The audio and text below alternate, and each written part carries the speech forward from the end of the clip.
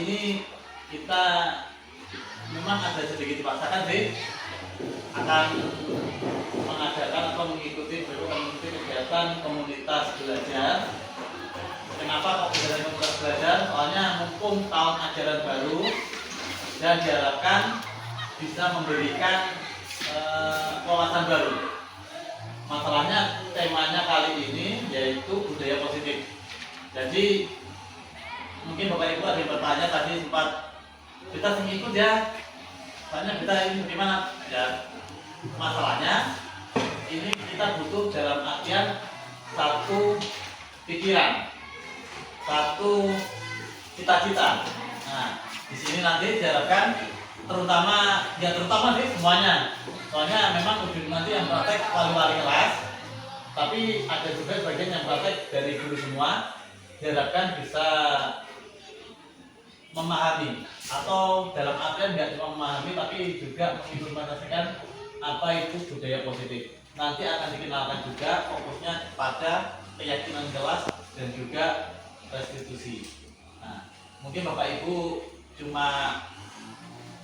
mungkin pernah mendengar keyakinan kelas sama restitusi, cuma kali ini mungkin akan difokuskan kepada praktek. Soalnya memang kemarin pernah ada kegiatan tapi belum praktek. Nanti akan dibersamai oleh dua ibu guru ini, dan mungkin saya harap Bapak Ibu tetap dalam posisi semangat walaupun acara banyak, tapi bisa insya Allah bisa mengikuti kegiatan ini dengan baik. Mungkin itu saja dari saya, dan selanjutnya akan mungkin langsung kepada Ibu materi tentang keyakinan kelas dan restitusi. Waktu dan tempat saya persilakan. Baik, terima kasih. Terima kasih untuk terlepas dari kursi kita di sini, Bapak PP, untuk kami CDP calon guru penggerak angkatan 11. Terima kasih. Dan selanjutnya di sini sebelumnya saya ucapkan banyak terima kasih buat teman-teman atas partisipasinya. Di sini kami tidak punya niat untuk menggurui ibu bapak di sini, tapi marilah kita sama-sama belajar apa yang kami dapatkan pada kegiatan ini. Kami akan membagi atau mengimplementasikan buat teman-teman guru terkait dengan modul kami kali ini. Modul 1.4 ini dideterminasi untuk budaya positif. Budaya positif ini yang ada lebih banyaknya kita fokuskan di dalam sekolah, terutama untuk wali-wali kelas, tidak menuntut juga kita semua guru. Oleh karena itu dalam kesempatan ini insya Allah beberapa jam kami akan bersama dengan guru untuk membahas sama-sama dan mempraktik bagaimana cara kita untuk menangani masalah-masalah yang ada pada siswa kita. Oke, dan tidak membuang-buang waktu juga, saya persilahkan kepada Ibu dari tahun 2019 kepada 11 kepada Ibu.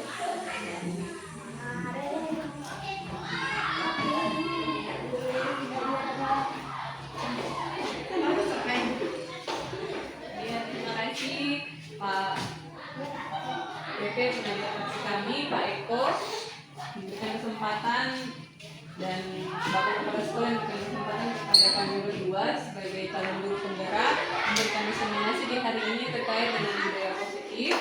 Mungkin Bapak Ibu kita sama-sama belajar tentang apa itu budaya positif dan kita menerapkannya di kelas kita nanti. Ya. Saya sudah bagikan PPT-nya, sudah di print out. Dan hari ini kita sama-sama belajar tentang budaya positif. Untuk budaya positifnya ada 7 materi untuk budaya positif. Perubahan dari belajar, kemudian budaya positif, motivasi perilaku manusia, kebutuhan dasar manusia, posisi kontrol institusi, keyakinan kelas, dan segitiga institusi. Tapi nanti kita fokusnya di prakteknya saja Bapak Ibu. Jadi saya bersama dengan Nina menjelaskan pengertian-pengertiannya saja, apa itu keyakinan kelas, segitiga institusi, budaya positif. Nanti sebentar kita akan sama-sama melakukan praktek keyakinan kelas dan segitiga institusi. Oke,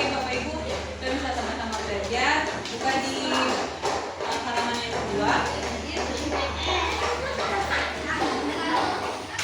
Ya, kemarin kita sudah sama-sama belajar tentang, sudah sama-sama nyanyi tentang profil pelajar Pancasila. Kira-kira ada Bapak Ibu yang masih hafal dengan kita punya rudimen profil pelajar Pancasila? Mungkin kita bisa sama-sama ice breaking dulu, nyanyi dulu supaya kita tidak tegang. Nyanyi dulu.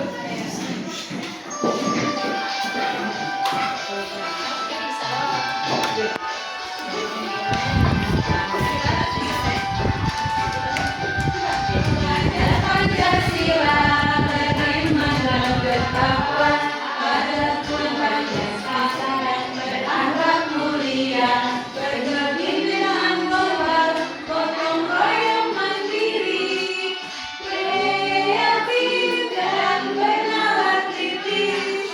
Pada Pancasila beriman dan bertakwa pada Tuhan Yang Esa dan berakhlak mulia, berkebudayaan global, gotong royong mandiri, kreatif dan bernalar kritis. Oke, terima kasih Bapak Ibu. berarti kita masih ingat Bapak Ibu ada 6 dimensi profil pelajar Pancasila yang harus lingkungan yang positif, aman, mandiri, dan kedua yang terakhir. Oke, terima kasih Bapak Ibu, bisa sama-sama tepuk tangan. Ternyata kita masih tahu yang harus kita bentuk dari anak-anak kita. Kemudian apa itu budaya positif?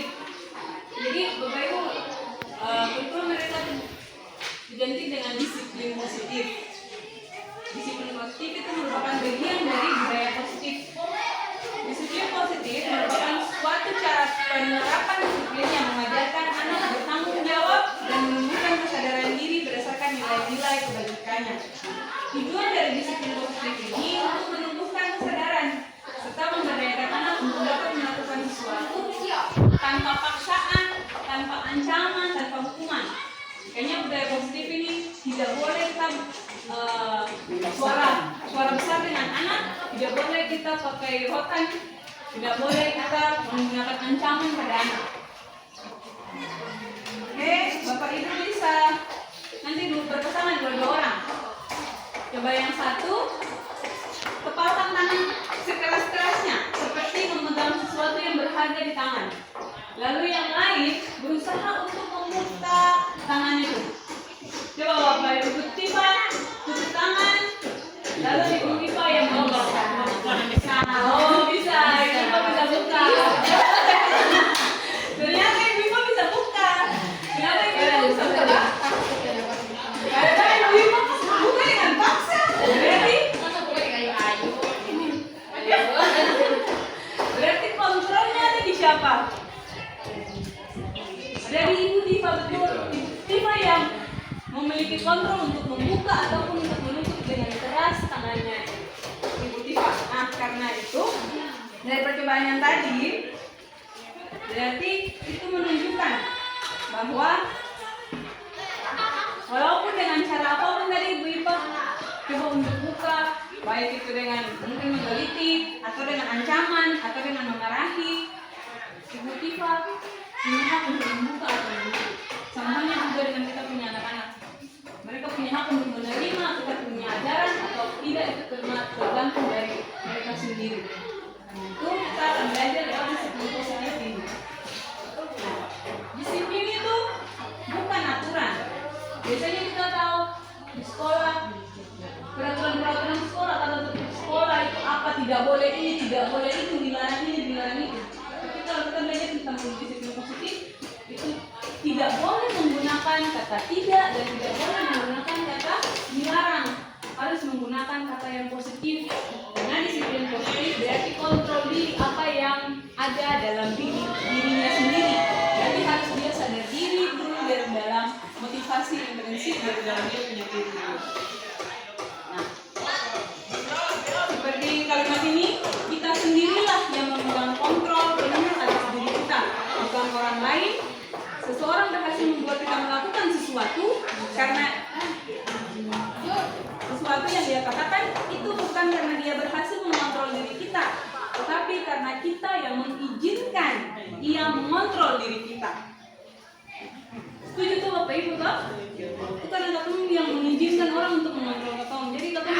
berusaha untuk buat anak-anak supaya ataupun diizinkan anak itu untuk mengontrol dia, mengontrol dengan cara yang bagaimana.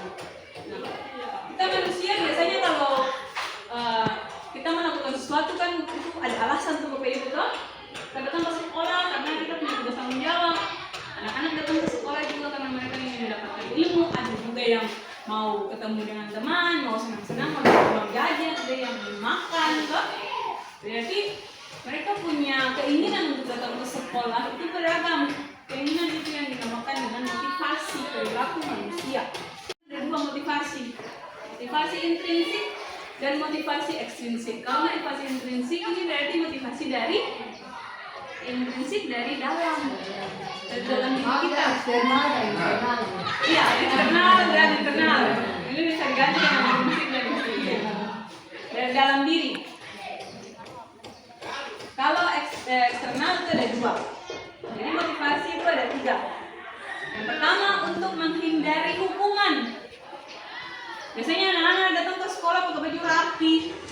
Kenapa? Tidak mau dihukum. Datang sekolah terlambat karena apa? Tidak mau dipukul dengan rotan panjang. Itu karena hukuman, ketidaknyamanan. Kemudian karena penghargaan. Ada yang Bapak Ibu biasa bilang, siapa yang belajar nanti besok ibu kasih gula-gula.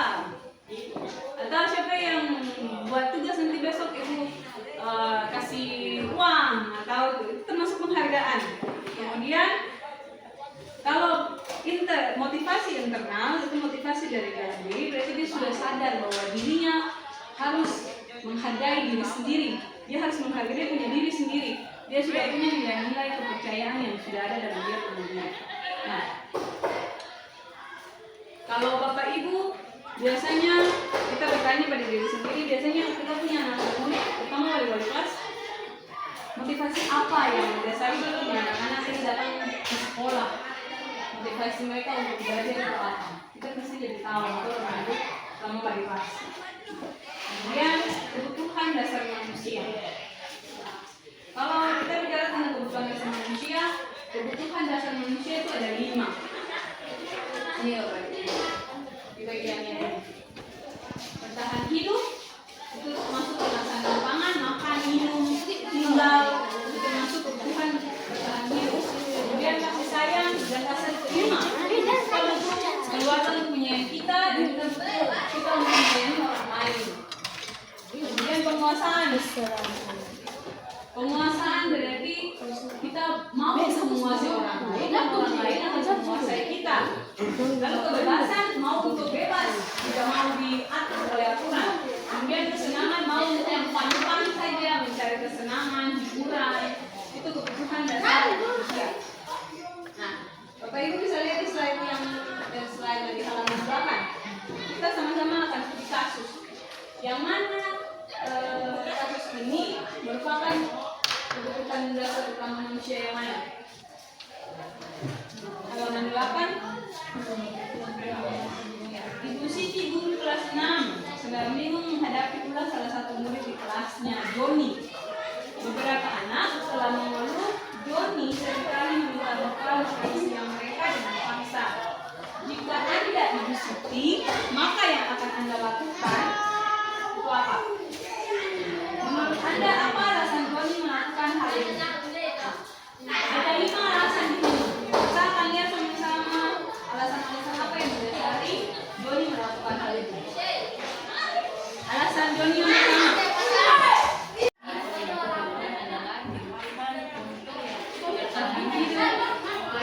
Survival karena dia lapar. Jadi dia sering mengeluhkan dia karena dia sering meminta bekal makan siang dari dia punya teman-teman. Karena yang pertama dia lapar, dia tidak membawa bekal makan siang. Berarti yang pertama kebutuhan. Alasan yang kedua, karena dia merasa senang temannya jadi memperhatikan dia. Ketika temannya melaporkan tindakannya itu pada gurunya memberitahukan orang tuanya sehingga orang tuanya jadi memperhatikan dia. Maka kebutuhan dasar yang sedang dipenuhi oleh Joni adalah kebutuhan dasar kasih sayang dan rasa cinta. Dia mau diterima oleh dia punya teman-teman. Kemudian alasan yang ketiga, karena teman-temannya merasa takut dengan dia, jadi diancam gitu. Jadi harus menuruti keinginannya, harus dikasih dia punya bekal makan siang. Untuk memenuhi kebutuhan apa? Kebutuhan kekuasaan. Jadi Joni merasa berkuasa atas makan siang dari temannya. Kemudian alasan yang keempat, karena dia merasa bosan dengan bekal makan yang dibawakan ibunya. Karena ibunya selalu membawa bekal yang sama. Oleh karena itu dia ingin mencoba makanan temannya yang beraneka-ragam. Maka Joni sedang berusaha memenuhi kebutuhan makan dari dewasa. Kemudian alasan yang kelima, karena dia melakukannya karena iseng-iseng. Dia menikmati ekspresi wajah teman yang kesal karena diambil makanannya. Menurut dia ekspresi itu lucu. Jadi Joni sedang memenuhi kebutuhan makan. Oke, yang posisi kontrol guru 5 ini penting Bapak Ibu. Dan setelah kita bahas posisi kontrol, kita refleksi diri kita termasuk guru yang mana. Hanya posisi guru pembuat rasa bersalah, memposisikan dirinya bersuara lembut, membuat rasa bersalah akan menggunakan keheningan. Jadi nanti jangan buat begitu, nanti guru kemarin kepala sekolah, nah belajar yang rajin ya nanti guru. Jadi artinya anak merasa bersalah. Jadi kita bikin begini nanti gurunya dari sekarang news supaya mulai. Biasanya guru seperti itu digolongkan sebagai guru pembuat rasa bersalah. Tapi dia membuat anaknya menjadi merasa tidak nyaman, merasa muridnya jadi merasa bersalah dan rendah diri. Kemudian posisi yang ketiga, posisi teman. Nah ini biasa ibu-ibu apa? Memposisikan biasanya ibu Tima sebagai murid sebagai teman. Bagaimana? Pacaran mungkin? Bagaimana bro? Jadi lebih akrab dengan muridnya. Dia kayak bestie gitu, bestie dengan teman. Kayak teman, jadi murid dianggap teman. Jadi guru pada posisi ini tidak akan menyakiti murid. Jadi kayak kompromi gitu dengan muridnya. Akan tetapi berupaya mengontrol murid dengan melalui persuasi. Berarti dengan ucapan yang lembut. Posisi teman pada guru bisa negatif, bisa positif. Posisi di sini berupa hubungan baik yang terjalin antara guru dan murid. Kadang-kadang juga salah, nanti siswa salah pengertian, guru juga salah pengertian. Akhirnya terlalu dekat, sebenarnya seperti teman tidak ada rasa saling menghargai antara guru dengan murid. Jadi murid terasa biasa dengan guru saja. Di jalan murid bertanya guru pun nama besar-besar.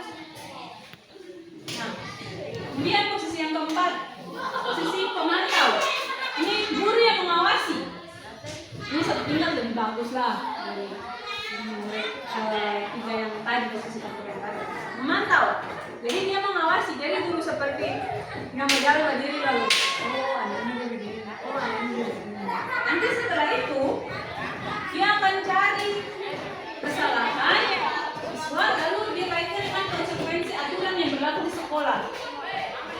Tapi ini kita pada saat mengawasi, memantau berarti mengawasi. Pada saat mengawasi, guru itu bertanggung jawab atas perilaku murid-muridnya yang diawasi.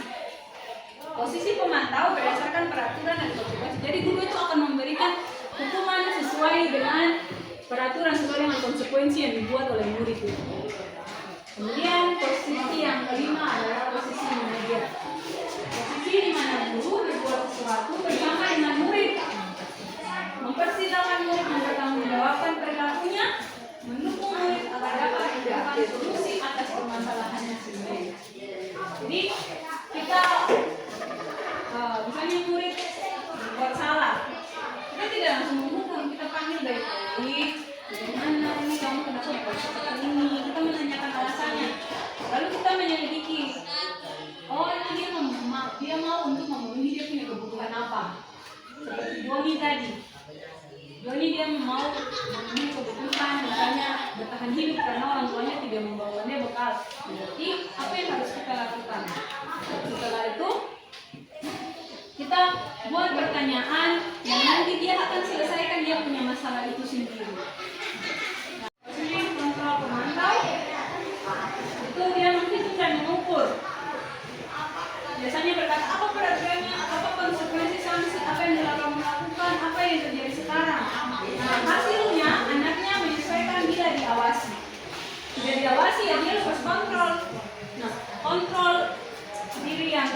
yaitu control manager. Jadi kita sebagai guru harus punya control manager, mengajukan pertanyaan, kemudian pertanyaan keduanya seperti apa? Apa yang kita yakini? Apa kamu meyakini hal tersebut? Nah, kenapa ada kata yakini? Karena nanti kita akan buat keyakinan kelas. Keyakinan kelas ini, dan nanti kita akan tempel di kelas. Dan keyakinan kelas itu kalau siswa melanggar, kita tanya keyakinan kelas apa yang dilanggar. Bukan peraturan kelas, tapi keyakinan kelas. Kalau kami memperbaikinya, jadi kira-kira hal tersebut apa yang menggambarkan tentang dirinya. Nah, hasil dari posisi kontrol manajer itu menguatkan watak karakter sifat dari diri itu sendiri. Di posisi manakah yang sering kita perankan selama ini? Kalau ibu-ibu merasa, ibu-ibu aja. Ibu-ibu merasa selama ini ibu masuk di dalam posisi apakah guru yang menghukum, atau guru yang membuat rasa bersalah, atau guru teman, atau guru pemantau, atau guru manajer. Guru teman, oke. Berarti ibu-ibu merasa ibu-ibu dengan anak-anak seperti teman. Oke. Nah, sekarang kita masuk di keyakinan sekolah atau keyakinan kelas. Nanti Bapak Ibu bisa terapkan keyakinan kelas ini. Nanti sekarang kita praktek sama-sama, kita buat keyakinan sekolah. Jadi ini keyakinan nanti sebenarnya kita buat keyakinan sekolah. Tapi nanti Bapak Ibu kembali praktekkan lagi di kelas masing-masing yang namanya keyakinan kelas. Apa itu keyakinan kelas? Keyakinan kelas adalah seperangkat nilai dan prinsip yang disepakati bersama oleh guru dan siswa. Jadi bukan guru sendiri yang tiba-tiba langsung ketik dilarang dan masuk terlambat. Tidak ada berpakaian dari tidak. Jadi kita sama-sama berdiskusi dengan kita punya murid untuk memandu perilaku dan interaksinya di dalam kelas atau sekolah. Nah, untuk tahapan-tahapan pembuatan keyakinan kelas ada mempersilakan murid untuk curhat pendapat tentang peraturan yang disepakati, mencatat semua pendapat yang muncul, kemudian memutar redaksi dalam kalimat positif, kemudian meninjau kembali barang yang ada, dan meninjau kembali kalau ada yang keliru. Kita sudah disepakati warga kelas mendengarkannya, kemudian membaca. Keyakinan kelas itu harus menggunakan kalimat positif. Seperti tadi yang saya bilang, tidak boleh menggunakan tidak boleh menggunakan kata dilarang. Harus menggunakan kata-kata positif. Dan nanti kita akan menaikkan dengan nilai-nilai kebajikan, nilai-nilai kebaikan yang ada lewat peraturan-peraturan. Oke, Bapak Ibu kita langsung praktek saja.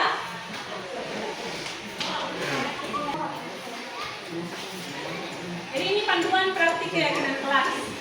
Jadi kita sama-sama buat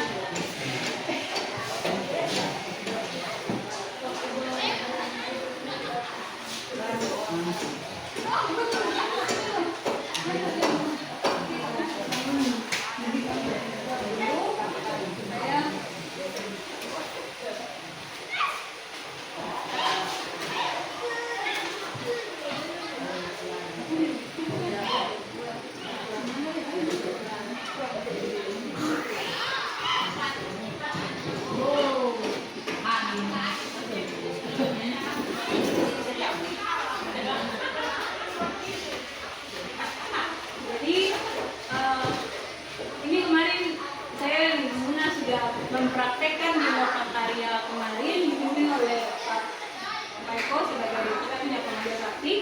Nanti kita sama-sama mempraktekkan di sini Bapak Ibu. Jadi yang pertama ada berapa lembar? 5, 2, 3, 4, 5. Jadi ada 5 tahapan untuk pembuatan keyakinan kelas. Nah, maksud di sini Bapak Ibu tidak usah menuliskan ini nilai. Kita fokus baca yang di atas saja tentang aktivitas. Kalau kemarin kita harus mengisi. Kita mengobservasi kita punya teman, tapi tidak usah. Kita baca yang bagian atas saja. Jadi setiap lembar itu dia punya bagian-bagiannya. Jadi lembar pertama bagian 1,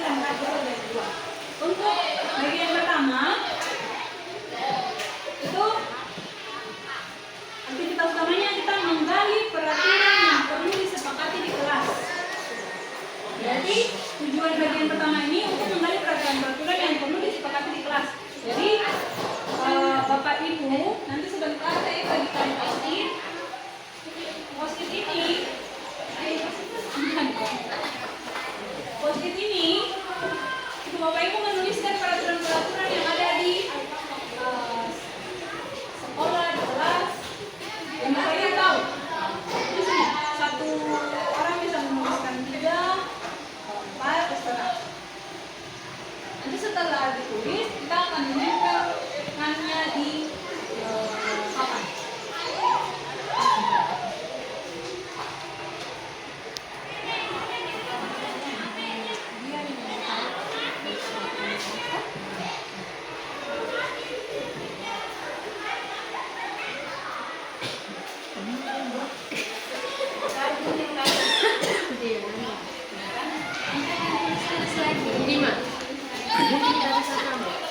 Ada di kantor.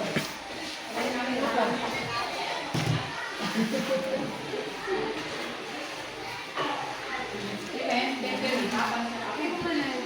Tempel di papan.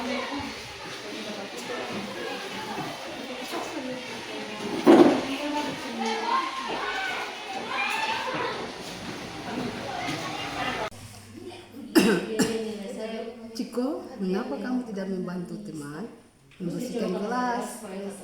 Bukannya hari ini tugas piket kamu. Maaf Bu, karena saya bosan dengan membersihkan kelas, seakan-akan tidak selesai-selesai. Ciko, berarti Anda melanggar keyakinan kelas. Kamu tahu ya, keyakinan kelas apa yang Ciko melakukan pelanggaran? Ya Bu, saya melakukan keyakinan kelas, menghargai dan menyayangi teman. Ciko tidak boleh melakukan hal ini lagi. Segera masuk ke kelas. Iya Bu.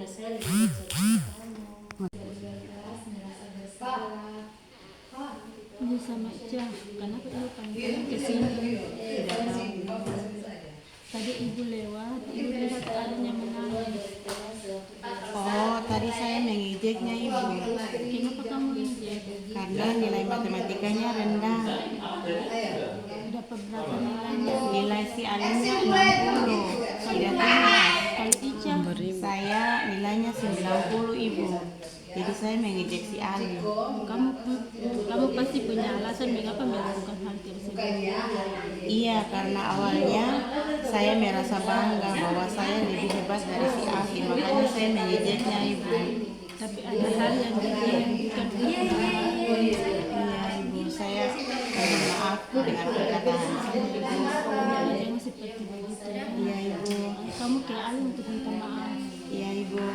Li, saya minta maaf ya atas Makasih perkataan ya, Bu. saya tadi. Ini kamu bilang Ica. Makasih ya Bu Ica. Si Alim menangis. Secara mengejek saya, nilai saya lebih bagus dari kamu. Kamu tidak belajar dengan benar sih. Belajar lebih keras lagi ya. Hehehe. Saya mendengar tiba-tiba melihat sedih dan terlihat mulai menangis. Lebih keras lagi ya.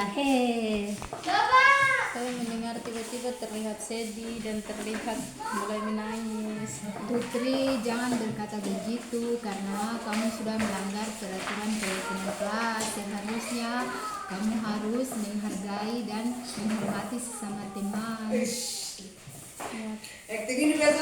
Saya memutuskan untuk keluar dari kelas sebelum pulang sekolah. Terima kasih. Sama-sama. Berpakaian sopan dan Lengkap dan rapi.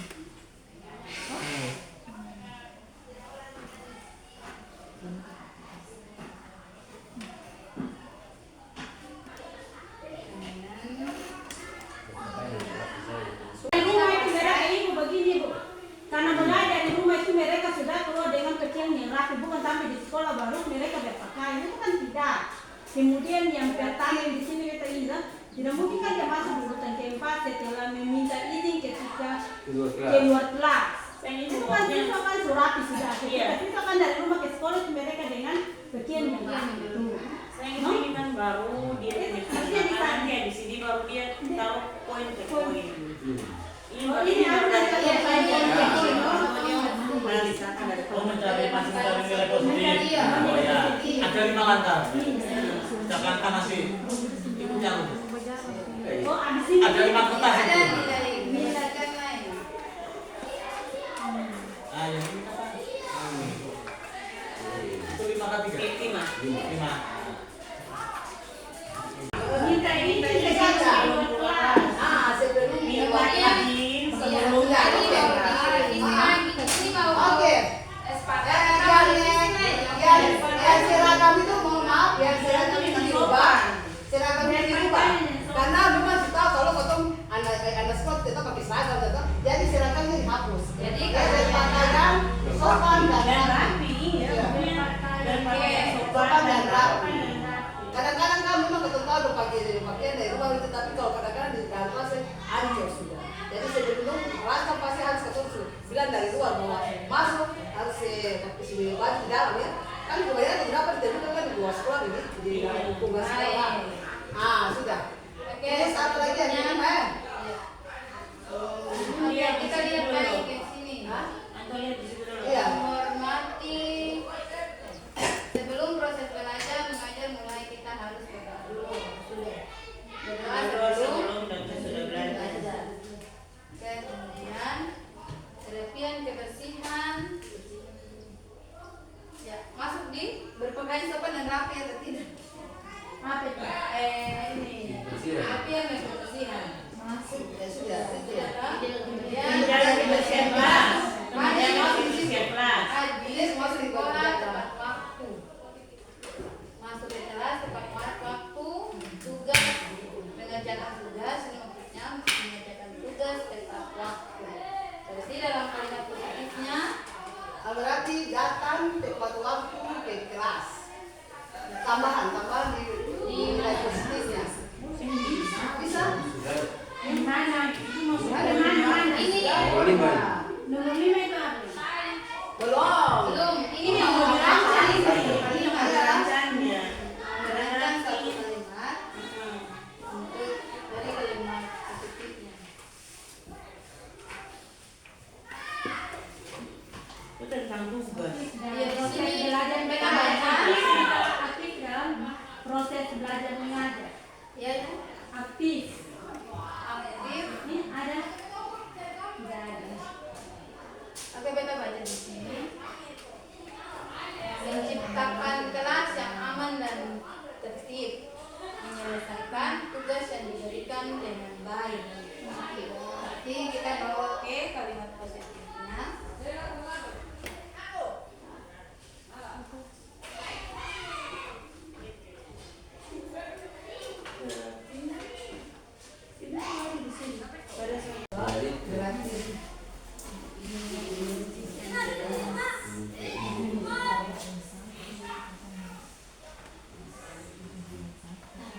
Meminta izin sebelum keluar kelas.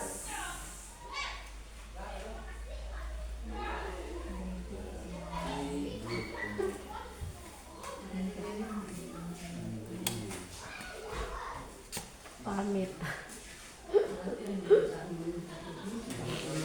Minta izin sebelum keluar kelas. Apa? Ini kan kata orang